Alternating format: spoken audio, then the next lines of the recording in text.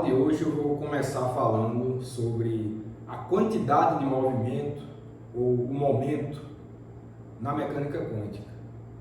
Então, inicialmente eu vou só lembrar alguns dos conceitos que a gente viu durante a última aula. Foram os seguintes: a gente viu uma relação de comutação entre as projeções de posição xi e as projeções de um dado operador K, que a gente não discutiu o significado físico dele, mas a gente viu várias relações matemáticas envolvendo, e uma delas foi essa relação de computação, que nesse caso a gente encontrou, acho que era a equação de número 28 da última aula.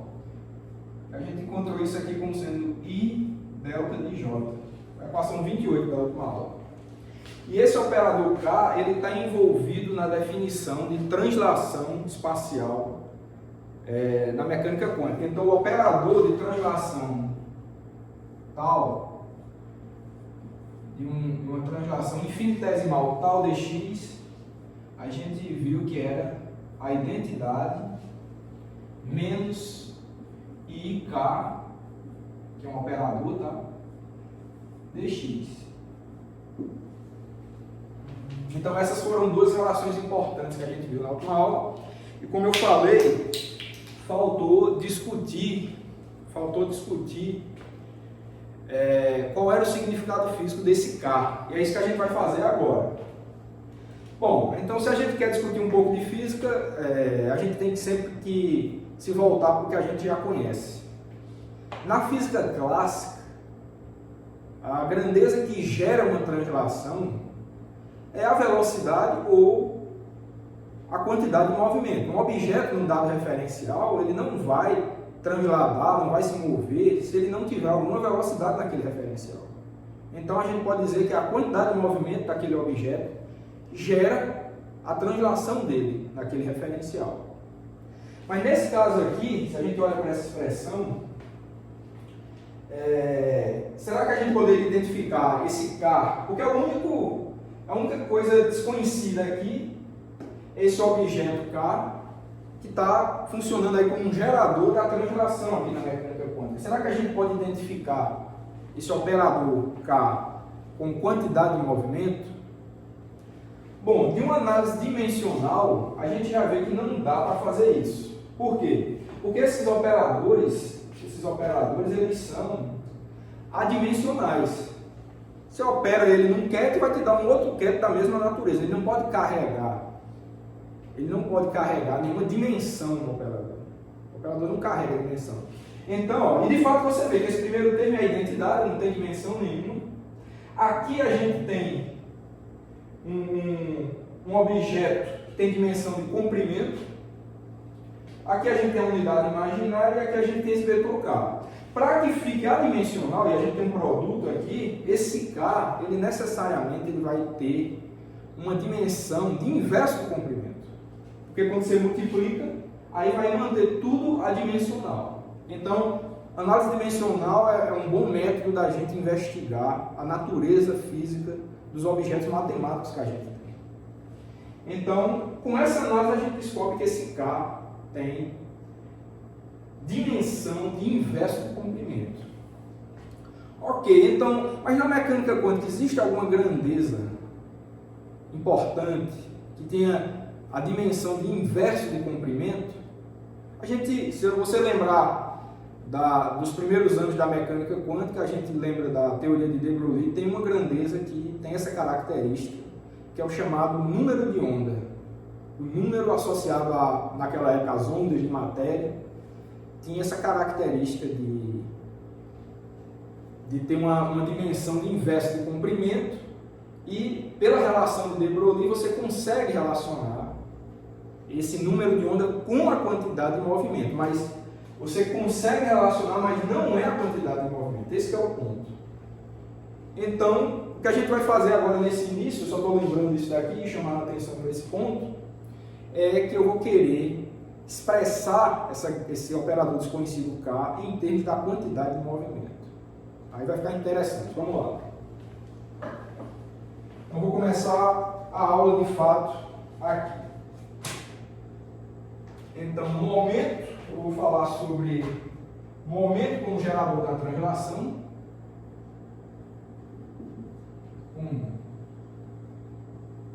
Gerador da translação. Vou começar falando sobre isso. E a gente tem o seguinte, da relação de de Broglie, temos a relação de Broglie nos permite escrever a seguinte coisa, que o número associado àquela onda de matéria é igual a 2π sobre lambda. Isso é física clássica, é a relação entre o número de onda com o comprimento da onda. E isso daqui, de acordo com a relação de de Broglie, foi a tese de doutorado do de Broglie, isso daqui é igual ao momento da partícula que está associada a essa onda, dividido por h cortado. Então essa vai ser a nossa primeira equação de hoje. Então temos aqui essa grandeza. Então vocês notam que esse K, agora vocês notam que ele foi colocado a letra K de propósito. Né? Que a gente já sabia que iria associar com o número de onda, que é a grandeza importante em todo esse contexto de mecânica quântica que a gente está vendo, é a única que tem essa característica de inverso de comprimento de comprimento, tá? Ele tem uma dimensão de inverso de comprimento e através da relação de de Broglie você consegue vincular esse número de onda com a quantidade de movimento da partícula que está associada a essa onda. Então fica sendo essa a nossa maneira de tentar expressar a quantidade de movimento aqui nesse nosso cenário que a gente está estudando. Então a gente vai conseguir vincular o operador de translação com a quantidade de movimento a partir disso. Então, dessa forma,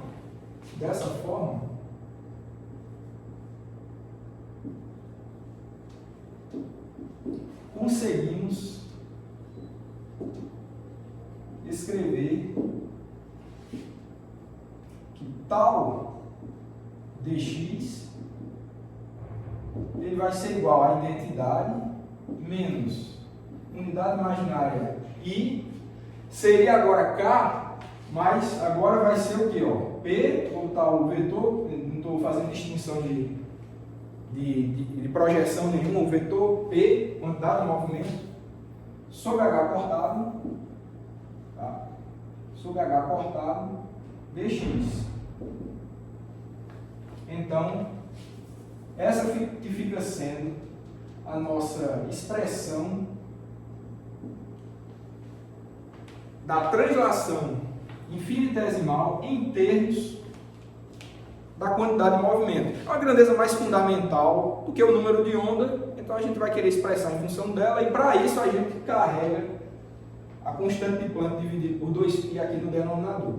Mas no fim das contas é uma constante, né? Unidade imaginária, então a gente nota que a quantidade de movimento é o gerador, a gente pode falar isso, é o gerador da translação de mecânica quântica.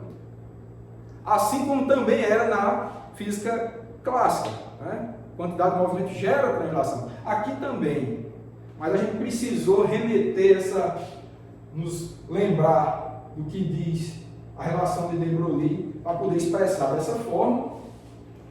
A constante de Planck aparece naturalmente e essa vai ficar sendo a nossa equação de número 2. Tudo bem, então, a partir disso, né, a gente vai ter também o quê? Temos também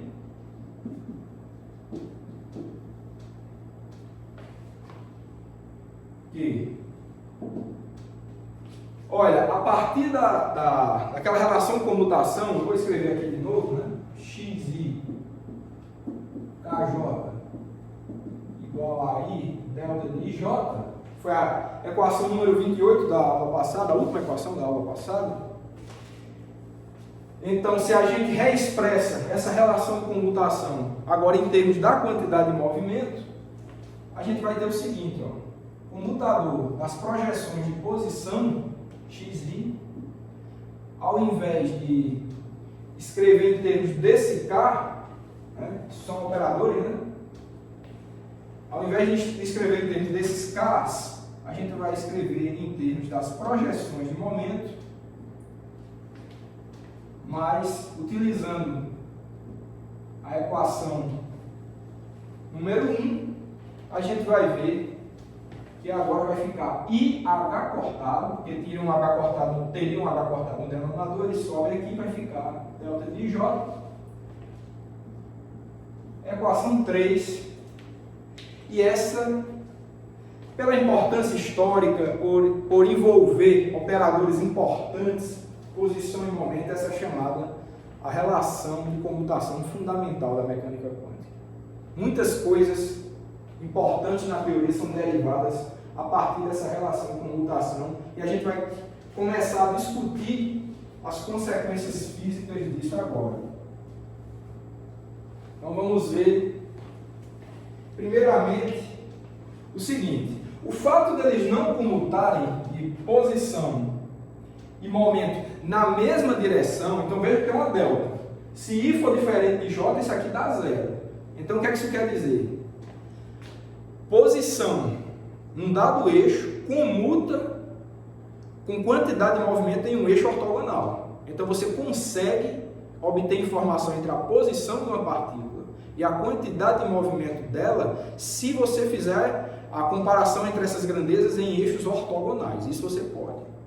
Então você pode obter a posição da partícula ao longo de um eixo X e também a quantidade de movimento dessa partícula ao longo do eixo Y.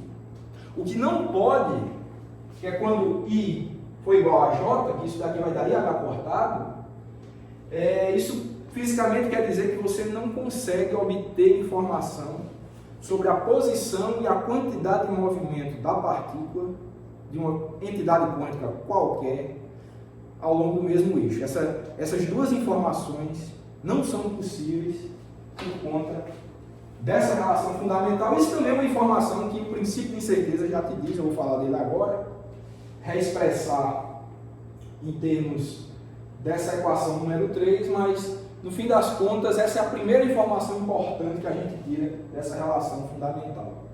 Não dá para você saber a quantidade de movimento e a posição da partícula ao longo de uma mesma direção. Mas eixos ortogonais, sim, isso pode. Ok, então, acho que vou falar do princípio de incerteza agora. Então, com isso, a relação de incerteza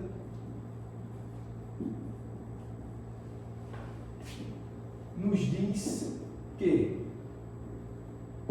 olha, a relação de incerteza, eu só vou lembrar para você, né? A variância de um operador A qualquer vezes a variância de um operador B qualquer, isso tem que dar maior ou igual que 1/4 do módulo da média do comutador de A e B.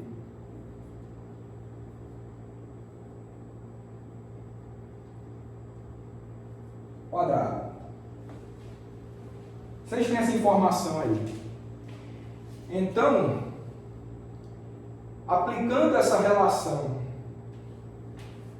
para o caso em que os operadores A e B são a posição e a quantidade de movimento da partícula, isso daqui nos diz o seguinte, ó, que a variância do operador X vezes a variância do operador P, momento, isso dá maior ou igual que 1/4. Olha, o comutador de A com B, eu estou supondo aqui, pessoal, na mesma direção, tá? Eu não estou botando índice nenhum aqui, mas X e P vamos supor na mesma direção. Então, o comutador de A e B, nesse caso, é a IH cortado. A média é o próprio IH cortado, que é uma constante. Módulo quadrado, se é IH cortado, vai ficar IH cortado vezes complexo conjugado. Menos IH cortado vai dar H cortado ao quadrado. Então, vai ficar assim. H cortado ao quadrado sobre 4. E se você tirar a raiz disso daqui, você vai ter que a raiz da variância é o desvio padrão na posição. A raiz da variância do momento é o desvio padrão do momento, maior ou igual que H cortado sobre 2, que é a forma original com que Heisenberg demonstrou o seu princípio de incerteza. A forma com que ele propôs o princípio de incerteza foi escrito dessa forma. Não foi exatamente essa, isso aí já foi uma sofisticação posterior por um cientista chamado Robertson, mas quando você associa, quando você estuda a relação de incerteza em termos de posição e momento, dá exatamente igual ao que o Heisenberg propôs e ganhou o prêmio Nobel por isso. Equação número 4. Então, vejam que realmente o quão fundamental é essa relação de comutação entre posição e momento. Então a gente obtém o famoso princípio de incerteza de Heisenberg a partir dele. E algumas outras informações vão sendo extraídas a partir dessa importante relação de comutação.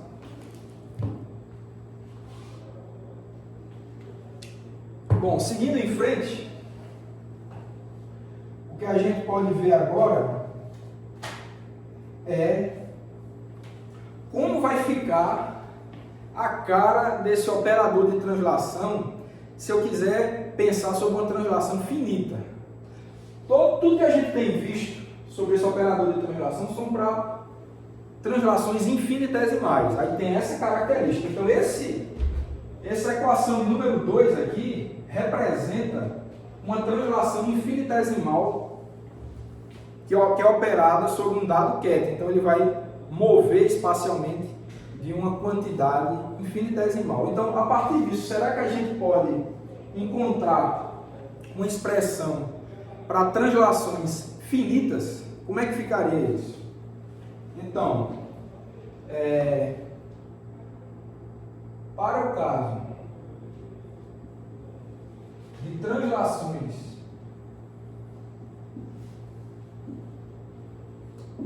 finitas, temos. Então, o que a gente vai ter é o seguinte. O que eu quero saber é como é que vai ficar a cara desse operador de translação finita, eu vou botar ΔX aqui, em que atuando num ket de posição x, vai te dar um ket transladado de ΔX. Então, x' mais ΔX'. Equação número 5. Então, para uma translação infinitesimal, movia espacialmente esse ket de dx. Para uma translação finita, você vai mover um comprimento finito ΔX. Tudo bem, agora, qual seria a expressão desse operador de translação finita? Isso a gente vai encontrar a partir da expressão que a gente já conhece para o operador de translação infinitesimal. Então, neste caso, para uma composição de n translações de comprimento ΔX sobre n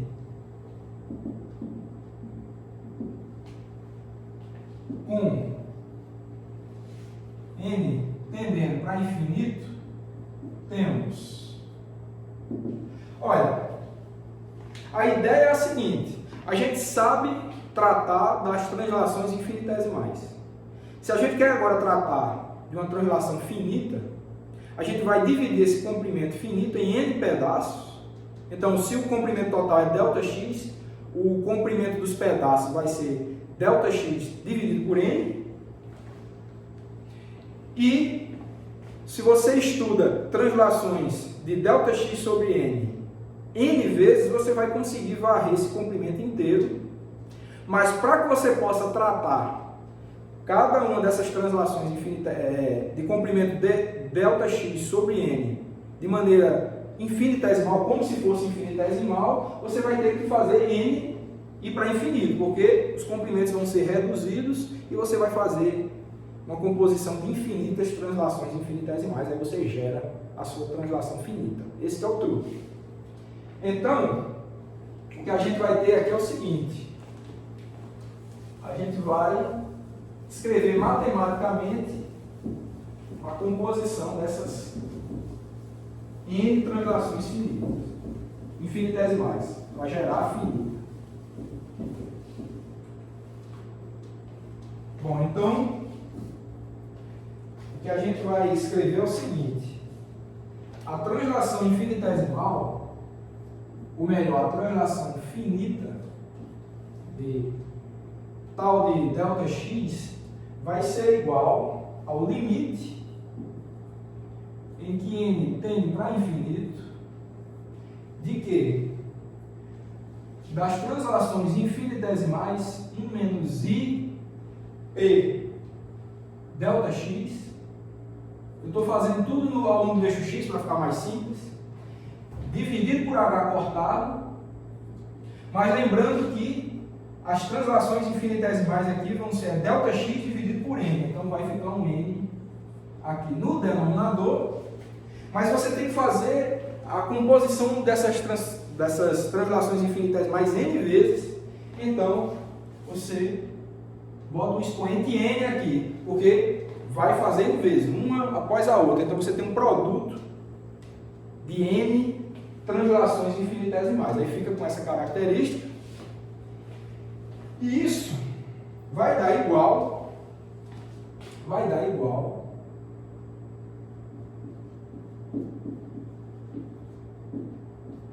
a exponencial de menos i p ΔX dividido por h cortado. Então essa fica sendo a expressão, vou botar aqui número 6, a equação número 6, a expressão da translação infinitesimal, né, onde utilizamos que aquela relação do cálculo 1, né, que a exponencial de x ela é igual ao limite em que n vai para infinito de 1 mais x sobre n elevado a n. Então a gente utilizou essa expressão da função exponencial em termos de limite, aquela definição lá do cálculo 1, para a partir daqui chegar numa expressão fechada para translação finita, mas lembrando que aqui a gente tem um operador de posição. Então é uma exponencial envolvendo um operador. É uma exponencial envolvendo o operador, e esse ΔX é o quanto que essa translação vai deslocar o seu ket. É isso que está representado aqui. Então, para que fique claro, por definição, tá? Por definição, a exponencial de um operador x é. Então vamos escrever a expressão de um operador, da exponencial de um operador, como é que fica escrito. Para isso é só, a definição é você expandir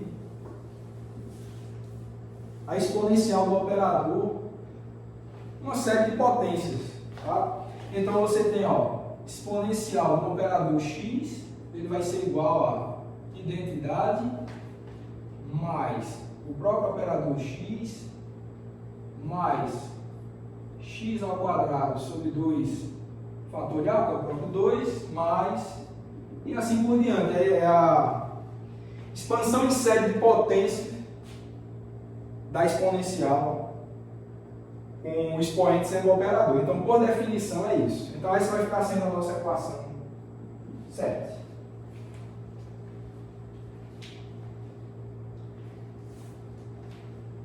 Bom, então, para que eu escrevi isso? Para que vocês fiquem confortáveis com a escrita do operador de translação finita em termos da exponencial que envolve o operador de momento. Então, mais uma vez mostrando aí que o momento na mecânica quântica ele é o gerador das translações, assim como na nossa ideia clássica. Bom, então vamos investigar um pouco mais o papel da quantidade de movimento na mecânica quântica.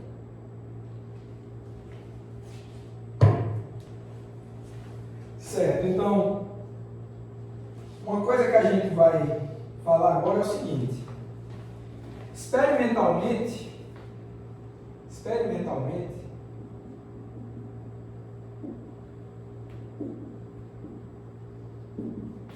é possível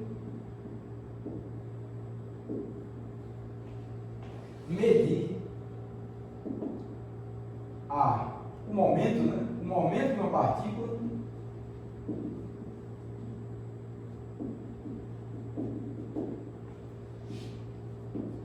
ao longo de 3 eixos, tá? Eixos ortogonais. Logo, você tem o seguinte: ó, o comutador de PI, PJ é sempre igual a zero. Isso é uma coisa que a posição também tem. O operador de posição, a gente discutiu na aula passada, você consegue medir a posição da partícula, ou seja, você consegue localizar ao longo dos 3 eixos, x, y e z. Ou seja, a projeção em x comuta com a projeção em y, que comuta com z, etc. Então, você consegue ter informação simultânea sobre a projeção da posição da partícula ao longo de 3 eixos ortogonais, ou seja, você consegue definir de fato a posição de uma partícula. E o que eu estou dizendo aqui é que a mesma coisa acontece para o momento. Você consegue adquirir informação sobre, pensando classicamente, se você faz uma medida, você consegue obter uma informação sobre a magnitude, a direção e o sentido da quantidade de movimento de uma partícula quanticamente. Então, experimentalmente, você consegue obter essa informação. Ou seja, projeções do momento ao longo de 3 eixos ortogonais são possíveis de ser obtidas simultaneamente. Essa é a nossa equação 8, equação importante. E a partir disso, a gente pode definir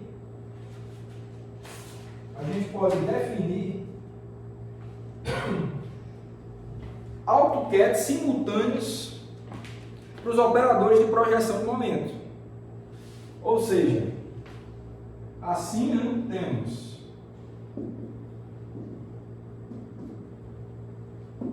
então, o que a gente vai definir é similar ao que a gente fez com os AutoCADs de posição, que a gente tem alguns AutoCADs que são simultaneamente AutoCADs dos operadores X, Y e Z, ou seja, das projeções de posição. Mesma coisa vai acontecer com a quantidade de movimento. Então, o que a gente tem é o seguinte: a gente vai ter um dado CAD P que vai carregar informação sobre as projeções de quantidade de movimento ao longo das direções X, Y e Z. equação 9. E esses AutoCADs, como eu falei, eles são AutoCADs simultâneos dos operadores Px, Py, Pz. Ou seja, dos observáveis momento nas direções x, y e z. Então, que nos dá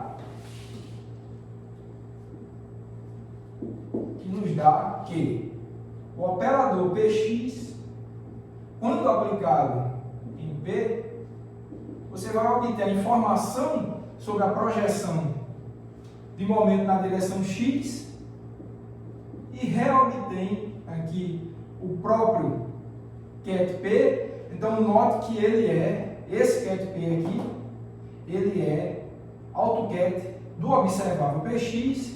Mesma coisa acontece para Py. Se obtém como alto valor aqui a projeção, né, de momento na direção y. Então, AutoCAD também. E mesma coisa para z.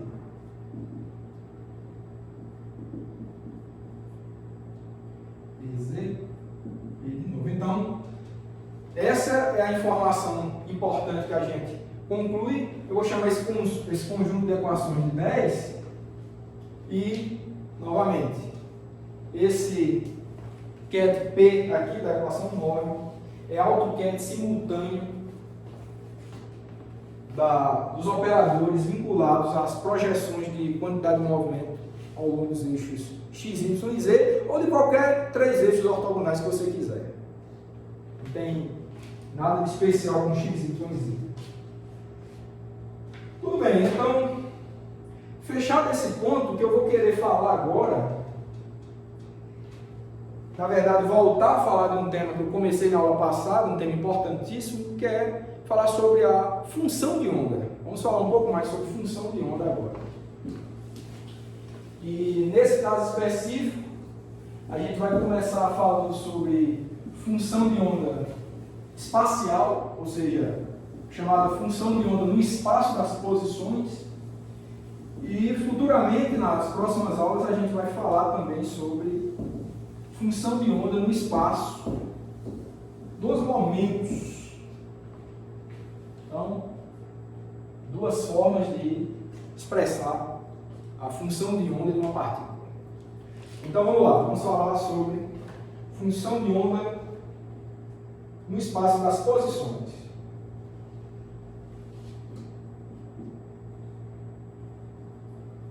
Função de onda no espaço das posições.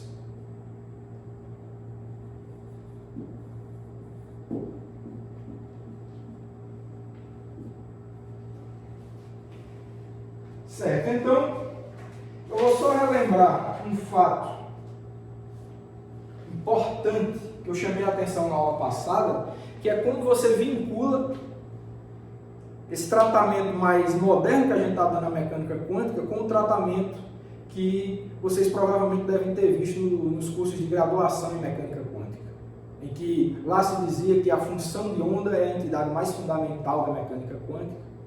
Então, com esse cenário que a gente está estudando aqui, nessa notação de Dirac, a entidade matemática mais fundamental vem a ser o estado quântico, o ket em si. Esse que é o mais fundamental. E a função de onda já é uma entidade que é derivada, que é obtida a partir do ket. Então, como vimos, a função de onda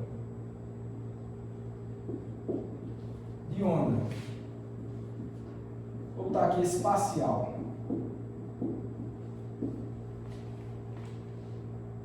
vinculada a um ket alfa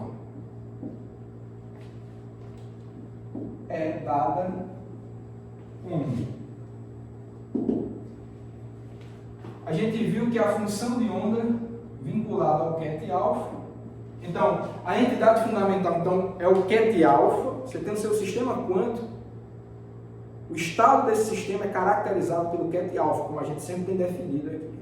Aí se você agora quer estudar qual a função de onda espacial vinculado a esse sistema quântico, então essa função de onda a gente está chamando de psi de alfa, que depende dessa variável espacial x. Isso daqui é igual a esse produto interno aqui.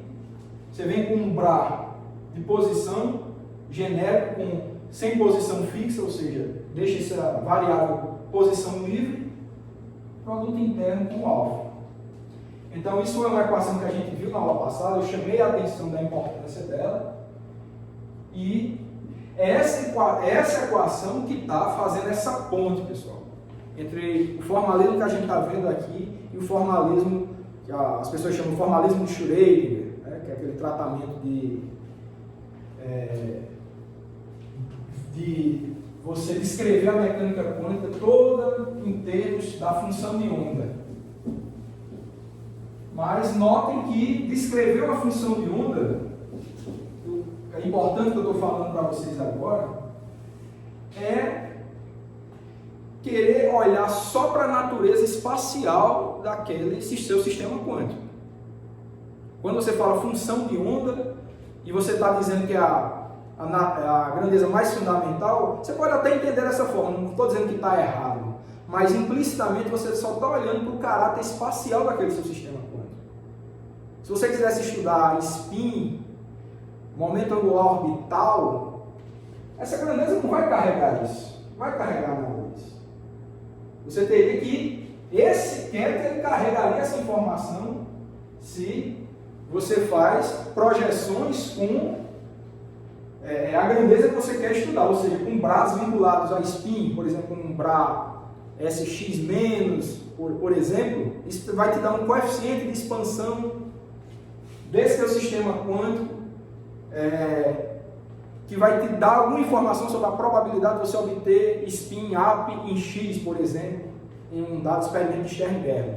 Mas quando você faz isso, você está se restringindo a um tipo de situação que está envolvendo o estudo da posição dessa partícula. Então, quando se trata de função de onda, ela é fundamental, não estou dizendo que não é, mas você está se limitando ao estudo da posição daquela partícula. Essa entidade aqui ela vai te dar informação sobre a probabilidade de você encontrar essa partícula em algum lugar ao longo do eixo X, como a gente comentou na aula passada. Pode-se fazer a partir disso daqui também, como a gente vai ver, um estudo da quantidade de movimento da partícula ao longo desse eixo X também, mas porque são grandezas vinculadas, conjugadas, como se diz, posição e momento. Mas se você quer estudar outros observáveis, essa entidade não vai te dar essa informação. Né? Então, de fato, o que a gente está estudando aqui é mecânica quântica no espaço das posições. A gente está preocupado com a posição da partícula, do átomo, da entidade quântica qualquer que você está estudando.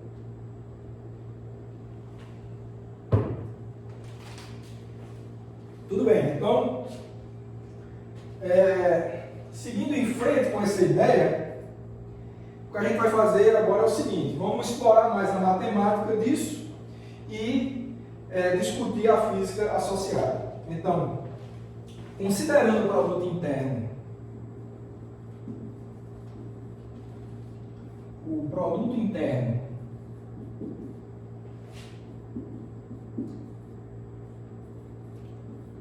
de um dado beta, um bra beta com um QED alfa, a gente tem o seguinte, eu quero estudar esse produto interno, que a gente tem visto esse produto interno acho que desde a primeira ou segunda aula. A gente sabe o significado disso. Sabe da importância que o produto interno tem para falar, por exemplo, de probabilidade de medidas, etc.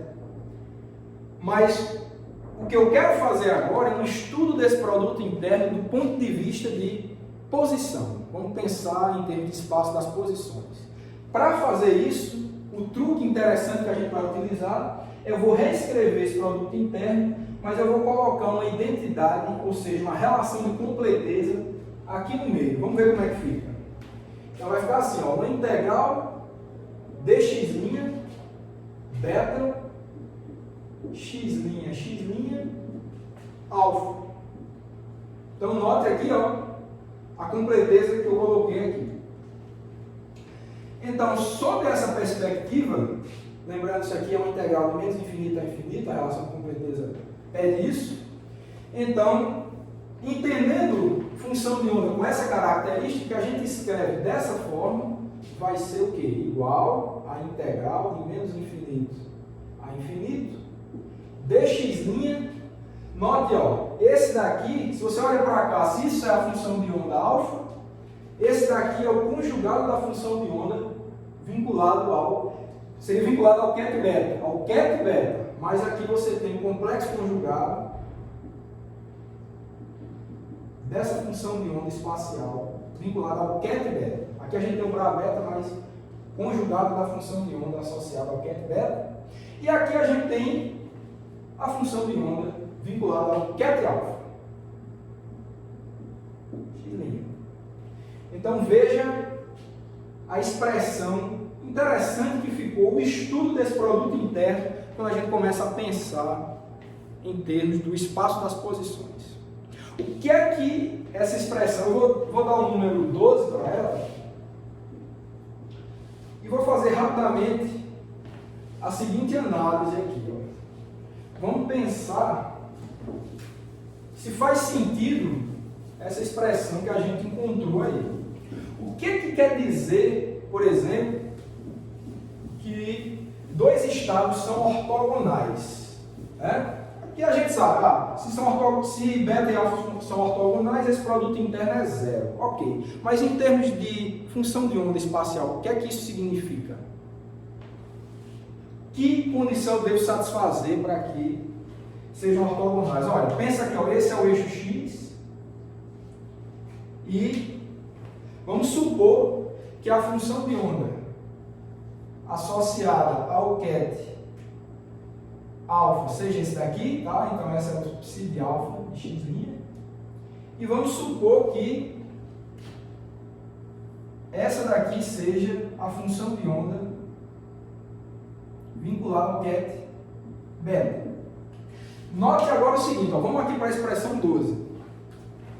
O produto interno, eu esqueci de escrever que isso aqui é o produto interno, né? Então, acho que eu vou deixar só um espaçozinho aqui para chamar a atenção, para deixar claro que isso aqui é o produto interno, tá? Só vou deixar o espaçozinho dele aqui, beta, alfa, integral de menos infinito a infinito, de, vai ficar conjugado da função de onda de beta, função de onda de alfa dx', não é isso? É isso que estava aí. Bom, então se fica com essa estrutura, aliás, essa é a equação de baixo, desculpa pessoal. Eu quero botar a identidade primeiro, né? Era isso que tinha aqui. Então vai ficar a identidade x' alfa. Era isso que tinha aqui. E dx'. Ok, então se a gente tem essa estrutura aqui, a gente observa que o produto interno de beta com alfa, estudado do ponto de vista de espaço, de posição, nos dá essa integral. Note o seguinte, para essa configuração, como exemplo que eu estou supondo aqui, ó, se você fizer um produto nessa configuração, não tem nenhuma superposição entre essas duas funções de onda. Se eu faço o produto dessas duas funções de onda, vai dar zero em todo lugar. Porque onde essa função de onda é não nula, essa daqui é nula. Ela é zero aqui, né? Você pode entender que isso aqui continua como zero. E onde essa daqui é não nula, essa daqui é nula. Então, quando você faz o produto disso, vai dar zero em todo lugar. Então, o que é que significa? Quando não existe superposição, região de superposição entre funções de onda, Então, isso caracteriza que os QETs, os estados quânticos são ortogonais. Então, olha que interessante quando a gente começa a estudar a ortogonalidade do ponto de vista do espaço. E, em contrapartida, se você tem um eixo X e tem essa função de onda agora, vou botar ela mesma e vou botar a outra, vou botar de verde aqui, para ver se... Não, vou botar de vermelho e faço a interseção de verde, né? Então faz assim, ó. Eu trouxe essa mais para perto, aí você vê que nessa configuração você tem uma regiãozinha aqui de interseção. Agora, se você tem essa região de interseção, ou seja, de superposição, se você faz agora esse produto, vai dar zero em todo lugar, mas nessa região de interseção vai dar algo não nulo. Ou seja, o produto dessas duas funções, psi estrela de beta, psi de alfa, vai dar uma outra função que tem uma região em que ela é não nula. Então, se ela é não nula, essa integral também vai ser não nula, o produto interno vai ser não nulo. Então, essas duas funções, elas, nesse caso ali de baixo, elas não são ortogonais, ao contrário da de cima. Então, espacialmente, essa é a ideia que traz essa equação aqui, o estudo do produto interno entre dois QETs do ponto de vista espacial. Interessante essa análise. Bom, mas vamos continuar aqui. Isso aqui foi só um exemplo para que fique claro, mas vamos agora interpretar a seguinte expansão. Expandir o QET alfa, como a gente já fazia anteriormente, numa base de AutoCAD com o operador A. Então, vamos analisar a expansão alfa igual, eu vou expandir esse QET alfa em termos dos AutoCADs a linha, né? Então vai ficar a linha, isso é a relação de completeza, a identidade, né? A relação de completeza por um espectro discreto, ou seja, esses A são AutoCADs com operador A, que possui espectro discreto aplicado no alfa. Isso daqui, se a gente quer fazer um estudo disso, do ponto de vista espacial, eu vou apagar aqui, por exemplo. Então, o que é que acontece? Eu vou aplicar um BRA de posição aqui pela esquerda e vai ficar com a seguinte característica. Então, isso vai nos dar BRA x' alfa igual a somatório em A', vai ficar x', entrou aí no somatório, né? A' alfa. A linha alfa. E a partir disso, o que é que a gente pode escrever? Então, o que é isso daqui? Isso daqui, na equação da relação 11, a gente já sabe que isso daqui é a nossa função de onda vinculada ao estado alfa. E isso daqui continua, ó, somatório em A'. Isso daqui tem cara de função de onda também. Mas função de onda de quem? Olha, esses A', eles são AutoCADs daquele dado operador A. Se você quiser, dá para lembrar aqui, vou botar só aqui em cima, ó. Ele é um operador A que obedece a essa equação de autovalores aqui, né? Então, esses A' que vocês estão vendo aqui, eles satisfazem essa equação, ou seja, esses A' são AutoCADs que observaram o A do espectro discreto. Vamos supor assim, por isso que tem aquela soma. Ok, então, quem são esses elementos aqui? Olha, esses elementos, esses produtos internos aqui, eles têm a mesma natureza desse. É um BRA de posição com um dado QET. Só que esse QET é AutoCAD do operador A. Então, essas são as chamadas autofunções do operador A. Ou seja, a gente escreve, como eles são especiais, ó, eu vou botar esse aqui primeiro, esses aqui são os coeficientes da expansão, né? Geralmente a gente chamava isso daqui de C', são os coeficientes da expansão, né? Esse aqui são os C', né? O coeficiente da expansão de alfa em termos dos AutoCADs de A. Então, isso daqui vai ficar assim, ó. C' C' e esses aqui eu vou chamar das autofunções. Então, eu vou chamar de U, porque são as autofunções do operador A, para diferenciar de uma função de onda qualquer. Então, esses aqui vão ficar sendo as autofunções do operador A, autofunções espaciais. Então, vai ficar com essa característica e eu vou dizer que essa daqui é a nossa equação número 13. Então, olha que interessante aqui, a gente tem uma função de onda espacial que é escrita como combinação linear das autofunções vinculadas ao observável A. Bom, só para dar um exemplo, eu não vou explorar isso aqui. Quem já resolveu, provavelmente,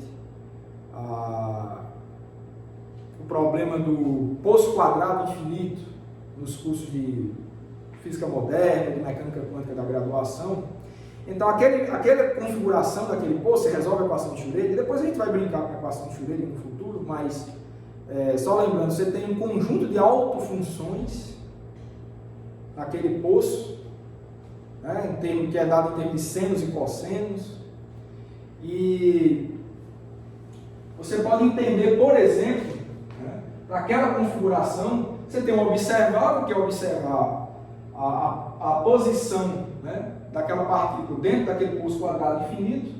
Então, as autofunções daquela situação são aquelas autofunções que você acha para um poço quadrado infinito. Então, quem estaria fazendo o papel daquele conjunto de autofunções seriam esse conjunto de funções U aqui. E quem seria esse daqui? Essa função de onda psi de alfa. Essa função de onda psi de alfa é uma função de onda qualquer. Então, você faça de conta que você joga uma partícula naquele seu poço quadrado, ela vai adquirir uma característica qualquer, uma função de onda. Tem que respeitar certas exigências matemáticas, tem que ser contínua, tem que ser diferenciável, por razões físicas até isso. Mas você joga ela ali, você sempre vai poder escrever essa função de onda qualquer, com essa característica, né? As funções ditas analíticas na matemática, né? Contínuas e diferenciáveis, você sempre vai poder escrever com uma combinação linear das autofunções do poço infinito, que são senos e cossenos. E se você for para aquele caso específico, é o que você chama de série de Fourier, que você consegue, o que é que dizem a série de Fourier? Uma função bem comportada, analítica, que você sempre vai poder escrever com uma combinação linear de senos e cossenos. Então, se adequa exatamente ao caso das autofunções do poço quadrado. Então, só estou dando um exemplo, eu não vou explorar isso, porque isso exigiria tempo. Eu suponho que vocês tenham esses conceitos aí de maneira familiar, para vocês esses conceitos, então por isso que eu estou dando esse exemplo. Mas pode ser também autofunções do oscilador harmônico, a gente vai estudar aqui. Então, você poderia escrever uma função de onda espacial qualquer com combinação linear das autofunções do oscilador harmônico. Esses já são dados em termos dos chamados polinômios de Hermite, mas também é um grupo completo. Você consegue escrever qualquer função bem comportada com combinação linear deles, etc, etc. Então, é uma equação que te dá uma informação muito rica, né? Desde que você tenha um dado observável, os autoquetes desse observável formam um grupo completo, ou seja, você consegue escrever qualquer ket em função deles, ou seja, como combinação linear deles, que é esse daqui, né? Eles geram um espaço de Hilbert que você está trabalhando. Agora, quando você passa a enxergar isso do ponto de vista espacial, você obtém essa equação 13 aqui, que está te dizendo a mesma coisa, mas só que você sempre vai poder expressar aquela sua função de onda que satisfaz aquelas exigências matemáticas que eu falei, de serem analíticas, e sempre vai poder expressar como combinação linear das autofunções daquela situação que você está estudando. Daquele conjunto de autofunções vinculadas àquela situação. Poço, quadrado infinito, pode ser átomo de hidrogênio, tem autofunções, oscilador harmônico, etc. Então, sempre você vai poder fazer essa associação espacial, que é bem interessante, que é uma matemática bastante rica, vinculada a isso daí. Ok, bom, tendo feito esses comentários, né, acho que é importante só escrever aqui, né, onde a linha x' é igual a x' a linha. É o que a gente tem aqui. Ok, então a gente vai continuar esse estudo.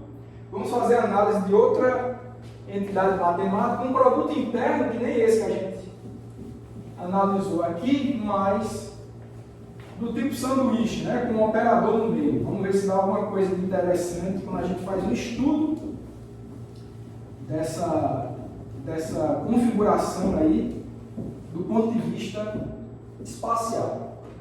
Vamos ver isso agora.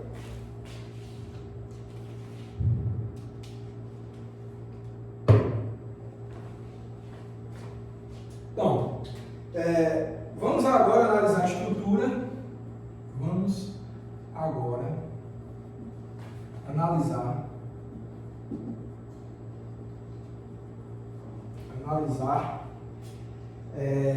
a estrutura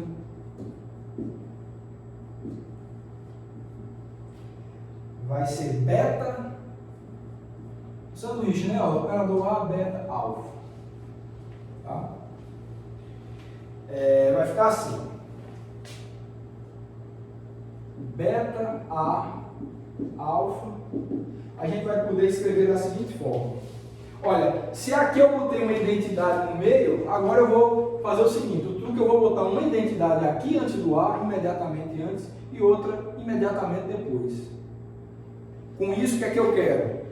Estudar essa configuração que a gente já conhece do ponto de vista de álgebra linear, mas agora eu quero começar a querer entender isso daí do ponto de vista espacial, envolvendo as funções de onda dessas entidades, como fica a cara desse operador sob esse ponto de vista. Vamos analisar isso.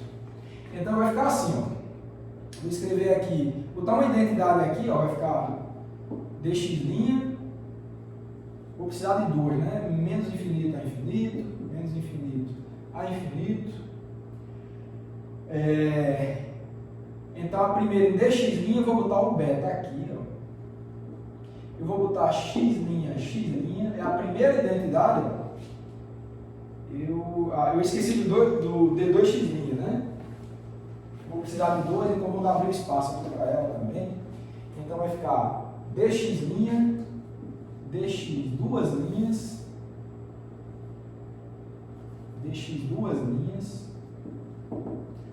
aí aqui vai ficar beta, x', que é da primeira identidade aqui, ó. Aí agora eu vou botar o operador A. Agora vai vir a segunda identidade em x duas linhas, então vai ficar assim, ó.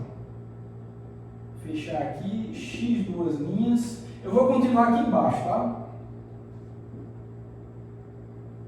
X duas linhas.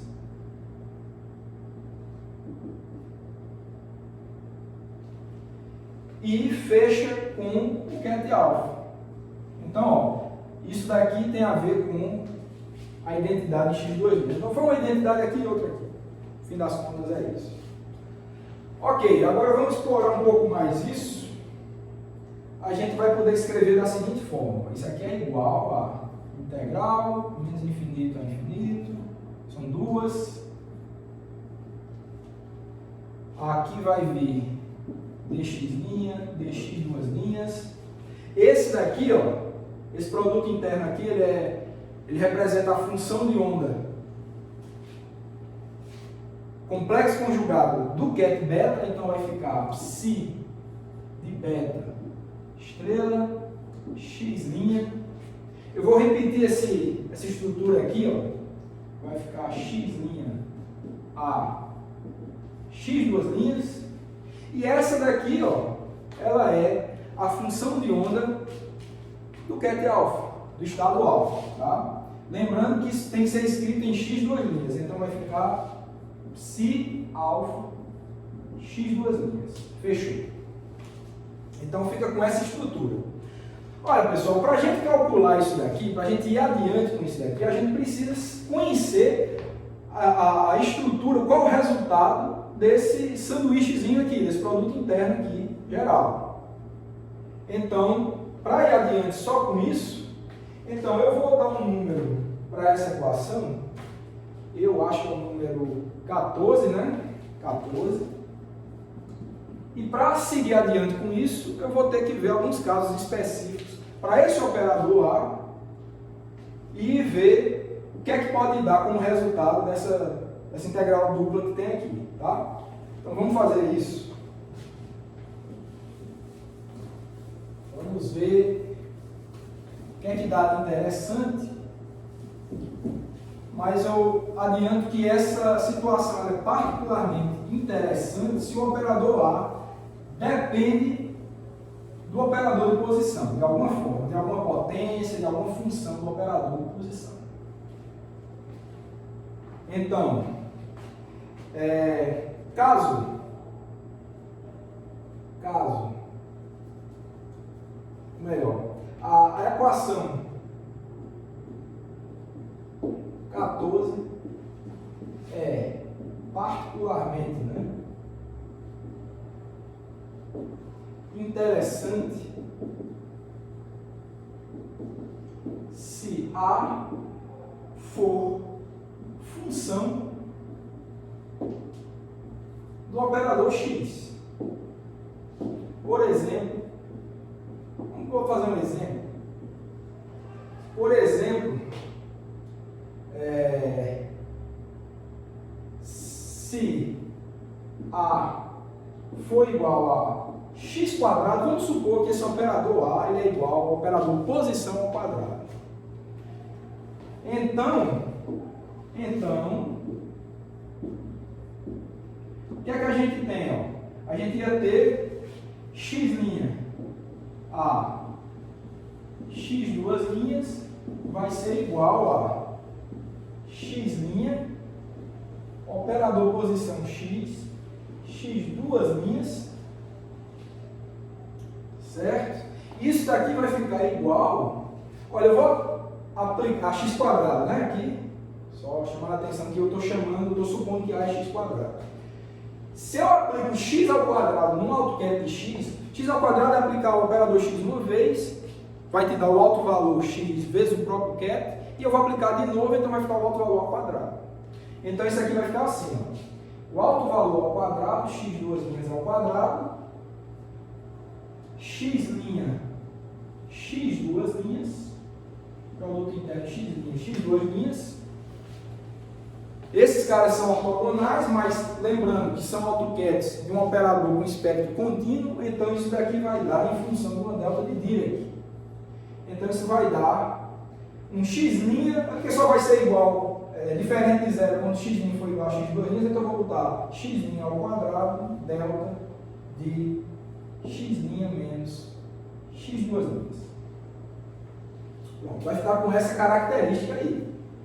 Então, note que esse produto interno aí, ele tem essa característica interessante. Para esse caso em que for função do operador x, você sempre vai ter uma coisa desse tipo. Você vai ter a função, você recupera a função x de fato, vezes a delta de Dirac. Nesse caso foi A igual a x quadrado. Mas se fosse qualquer função de x que você quiser, x ao cubo, a exponencial de x, etc., então você sempre vai poder expressar a função, essa dada função de x aqui, né, vezes a delta de Dirac. Ou seja, o que eu estou falando é, qualquer que seja o operador A, função do operador posição, o que você vai ter é a própria função do operador vezes a delta de Dirac, com aquela característica ali. A gente ainda vai ver, eu vou escrever ainda isso logo adiante, mas vamos tratar desse caso específico em que A é igual a x quadrado e ver o que é que dá. Então, nesse caso,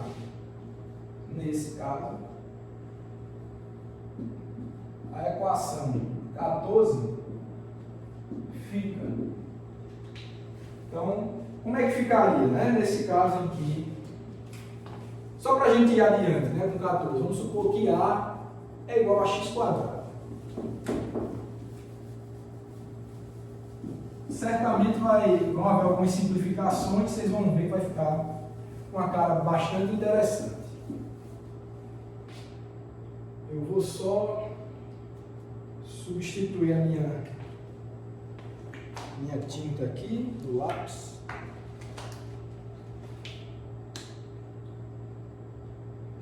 Para a gente escrever o que é que vai ficar isso daí. Então, nesse caso, vai ficar assim.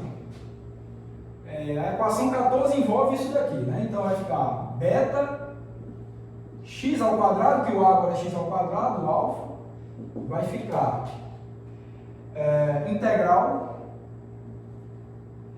menos infinito a infinito, menos infinito a infinito, dx' duas linhas, vai ficar φ beta x',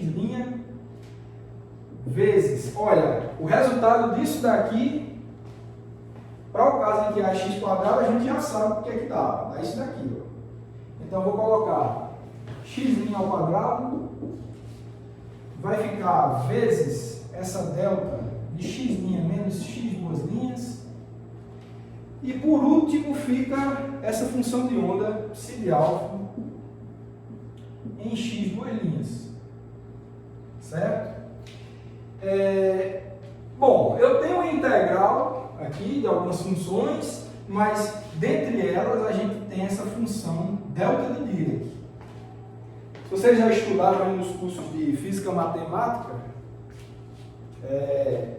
o que é que uma delta de Dirac faz quando está dentro de uma integral, de um integrando, né, quando ela faz parte de um integrando? Eu vou só lembrar aqui essa propriedade, que é o seguinte, ó, a delta, a integral de menos infinito a infinito de uma função de x vezes uma delta de x menos a, isso daqui é igual a f de a. Então, essa é uma das propriedades importantes da função delta de Dirac. E eu vou utilizar essa propriedade para seguir em frente com essa integral aqui. Então, o que é que isso está dizendo? Olha, se está envolvido, isso tudinho aqui, essa integral vai ficar igual a f de a. Olha, então pega essa integral aqui, ó, em x duas linhas, e eu tenho aqui uma função de x duas linhas, como resultado disso daqui, olhando que é um integrando de uma integral em x duas linhas, isso daqui vai ficar somente a função de onda em x'. É isso que está dizendo, tá? Que seria o A aqui, né? Então, é só quando eles forem iguais. Então, vai ficar só com essa configuração. Aí, vai desaparecer a integral em x duas linhas. Isso daqui tudo soma e vai ficar somente a função de onda do ket alfa. Então, no fim das contas, a gente escreve isso daqui como sendo integral de menos infinito a infinito de dx' psi beta x', x' ao quadrado psi alfa de x'. Então, é esse o ponto, tá? Vamos ver o que mais tem para falar. Bom, eu vou só comentar o caso geral, porque eu fiz essa especificação. Em que A seria igual a operador de posição ao quadrado. Então, eu vou só escrever aqui o que eu já havia comentado com vocês, que é para o caso em que o operador A, ele é uma função qualquer, uma função analítica qualquer, do operador posição. Então, vamos fazer isso agora. Então, em geral, se A for igual a uma função de x, ou seja, esse A é uma função do operador de posição, uma função analítica qualquer do operador de posição, temos.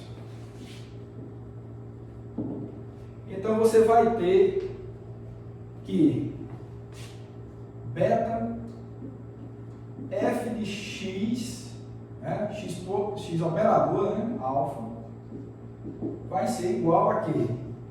Você faz todo esse procedimento, essa mesma análise aqui, ó, bota A igual a função de x, vai ficar a função de x aqui vezes a delta, etc.